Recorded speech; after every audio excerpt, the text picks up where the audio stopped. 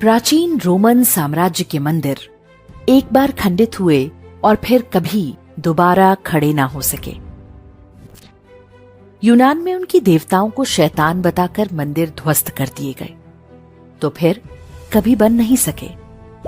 Jews, Dionysus और Apollo को अब कोई नहीं पूजता।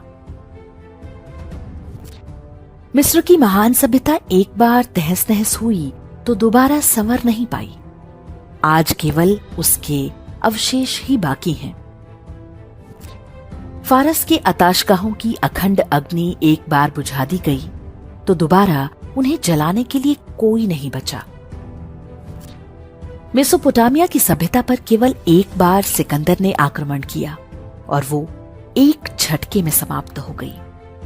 उनके देवताओं के अब कोई नाम भी नहीं जानता। संसार की समस्त प्राचीनतम सभ्यताओं पर हुए सारे बर्बर आक्रमणों को मिला दें, उससे भी अधिक आक्रमण अकेले काशी पर हुए। लेकिन काशी बार बार उठ खड़ी हुई। असभ्य और बर्बर आक्रमणकारियों के हर चिन्ह को साफ करके काशी प्रकाशमय हो उठी। आज भी हर ओर हर हर महादेव की गूंज है।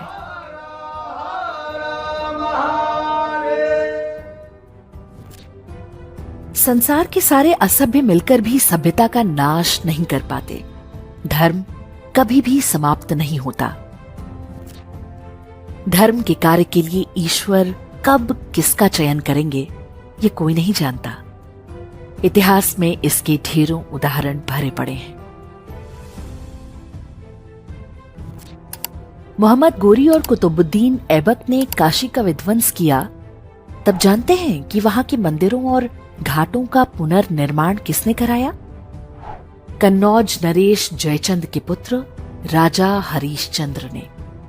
और वो भी तब जब चंदावर के युद्ध में वो गोरी की सेना से पराजित हो गए थे।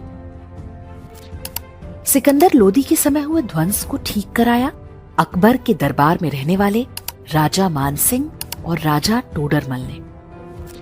राजनीतिक कारणों से लोग भले 1000 टुकड़ों में टूट जाएं, महादेव की शरण में आकर सभी एक हो जाते हैं। क्या ब्राह्मण, क्या क्षत्रिय, क्या यादव, क्या गुर्जर, क्या वैश्य। काशी विश्वनाथ मंदिर को औरंगजेब ने तोड़वाया तो एक दीवार छोड़ दी, इसलिए ताकि काशी आने वाले तीर्थयात्री इस अपमान को सदियों तक अनुभव करते रहें।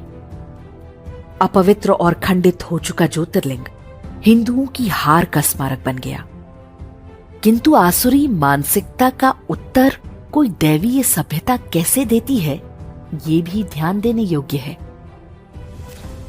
औरंगजेब द्वारा कराए ध्वंस के लगभग 100 वर्ष बाद जब राजमाता अहिल्याबाई होलकर ने मंदिर का निर्माण किया, तो उसके कुछ दिनों बाद ही महाराजा रणजीत सिंह जी ने मंदिर के दोनों शिखरों को सोने से मढ़वा दिया। दिल्ली में बैठे मुगलों की आंखों के सामने मंदिर पर 22 मन सोना चढ़वाकर दिखा दिया कि लुटेरों की सेंधमारी से महान सभ्यताओं का वैभव समाप्त नहीं होता। तोड़ने वाले समाप्त हो जाते हैं, रचने वाले समाप्त नहीं होते। अयोध्या में वर्ष 1528 में बाबर ने जब भगवान श्री राम के जन्मस्थल पर बने विशाल मंदिर को ध्वस्त करा के एक शैतानी ढांचा खड़ा किया, तो उसने भी नहीं सोचा होगा कि ये युद्ध अभी समाप्त नहीं हुआ। 500 वर्ष तक हिंदू निरंतर संघर्ष करते रहे। अंततः खंडहरों के नीचे से भगवान श्री राम का भव्य मंदिर उठ खड़ा हुआ। हमारा ये संघर्ष न आज आरंभ हुआ है, न अभी इसका अंत है। सोमनाथ से जो क्रम आरंभ हुआ है, वो अयोध्या, काशी या मथुरा पर ही थमने वाला नहीं है। सनातन सभ्यता के हर प्रतीक को हमें वापस लेना है। ये प्रण 1 अरब हिंदुओं को अपने हृदय में बिठाना होगा।